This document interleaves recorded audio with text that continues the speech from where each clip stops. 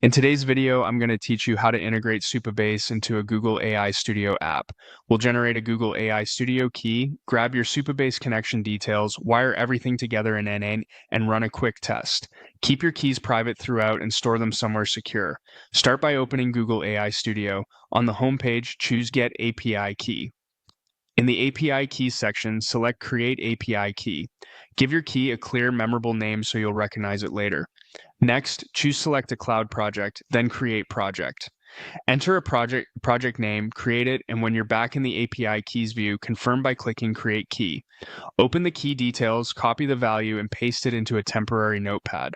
We'll use it shortly. Remember, never share this key publicly and rotate it if it's ever exposed. Now switch to your Supabase dashboard and open your project. Head into Project Settings, then open the Data API section. Copy the project host or URL here. This is the base your tools use to talk to Supabase. Next, go to API Keys. Then open the legacy anon and service role keys. Reveal the values and copy the service role secret into your notepad. Treat this like a password. Keep both the host and the service role secret safe. With those pieces ready, open and create a new workflow and add your first node. Search for Google Gemini and choose Generate an Image. Under Credentials, create a new credential and paste in the Google AI Studio API key you saved. Save the credential and close its panel so you're back to the node.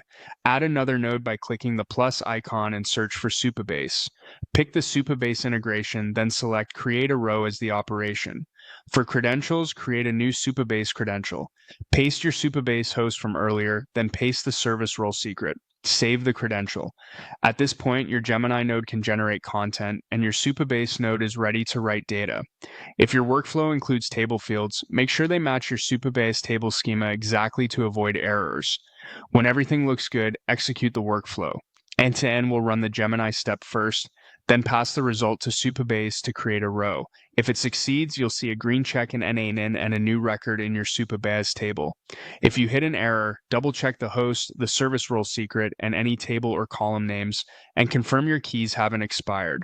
That's it. You've connected Google AI Studio to Supabase through NA10 securely and end-to-end.